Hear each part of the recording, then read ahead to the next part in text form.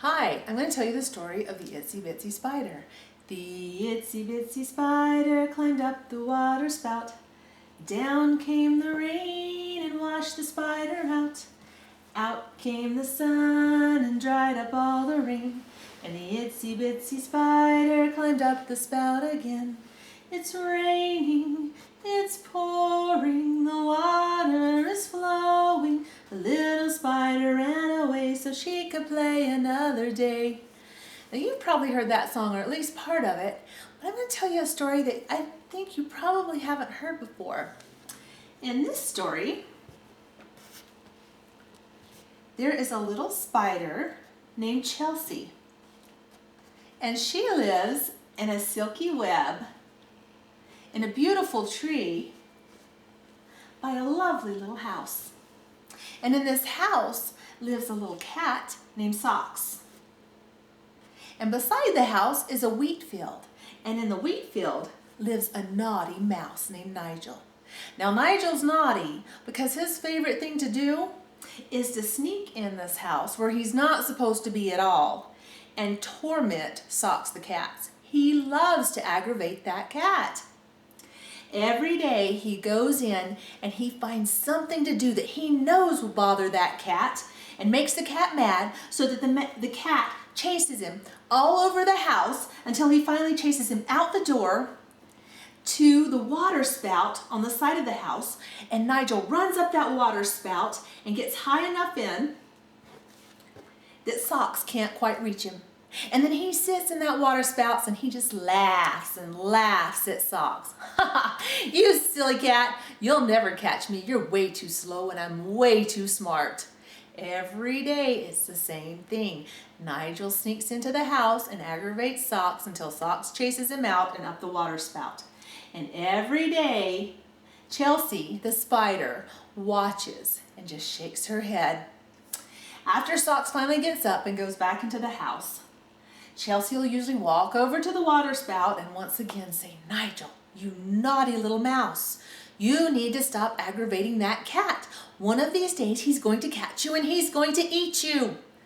Nigel just laughs and laughs. He says, "That cat is too slow and I am too smart. He will never, ever, ever catch me. And I'm having way too much fun to be good. I like being naughty." Chelsea just shakes her head and says, "One of these days, Nigel, one of these days." Well, one morning in the house, Socks had curled up on the rocking chair for his afternoon nap. And Nigel snuck in from the wheat field to see what kind of mischief he could get into.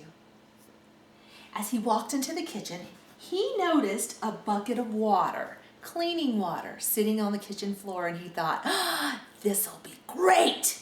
And with that, he walked over and he pushed over that bucket and it made a loud clang as water splashed and went everywhere. Well, Socks heard the noise, woke up, and came running into the kitchen so fast that he slipped on the water and fell right on his backside. Now Socks was not only mad, he was wet too. He jumped up and he started to chase Nigel around the kitchen. Round and round they went until finally, once again, Nigel ran out the door, ran to the side of the house, and ran straight up that water spout. And then he sat there and he laughed and laughed as Socks walked around that water spout and shook it and tried to shake Nigel right down, but Nigel wouldn't fall. Socks was so angry, he finally just stomped off to the house. Now, Chelsea the spider had been sitting in her web watching once again. Chelsea had also noticed that overhead storm clouds had gathered and they looked like they were about to burst at any moment. And she thought, today is the day Nigel is going to learn a lesson. And with that, while Nigel sat in the rain spout and just laughed and laughed, Chelsea scurried over to the water spout and began to spin a web as fast as she could. She spun a big sticky web and then she scurried back up to the tree just as it began to rain. First there was one drop, and then lots of drops. But Nigel didn't notice because he was still in the water spout, just laughing and thinking of what naughty thing he could do next. Why, he didn't notice at all until a wave of water came down the spout and washed him right out, straight into the sticky web that Chelsea had built. He was stuck tight, and he began to squirm and to struggle and to fight and holler, "Let me go, let me go!" But no matter how he tried, he couldn't get loose, and the more he struggled, the more stuck he became. Now Socks had been in the house, and he heard the noise, so he came running to see what was going on. He ran straight over to the gutter, the rain gutter, and he saw Nigel stuck in that web, and he began to laugh. "Serves you right." And with that, he grabbed the little mouse and said, "Now I've got you." And Nigel was scared and said, "Don't eat me, Socks, don't eat me." And Socks said, "Oh, I'm not gonna eat you. I have a better idea." And with that, he carried the squirming little mouse straight into the kitchen where the bucket and water were still laying all over the floor. And he said, "Now, Nigel, you will clean up this mess, every last drop of it, and then you will scrub this kitchen from top to bottom. And if you don't, I will eat you." Nigel said, "No, no, please don't eat me. I'll do anything, I promise. I give you my word. I will do whatever you tell me to do."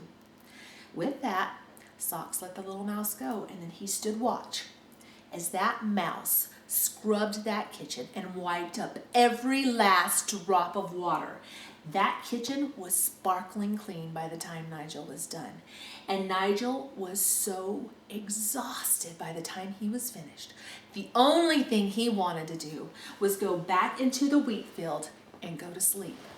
After that, the only thing Nigel wanted to do each day was to play in the wheat fields. He would run and play, but he stayed far away from the house, and he never bothered Socks again.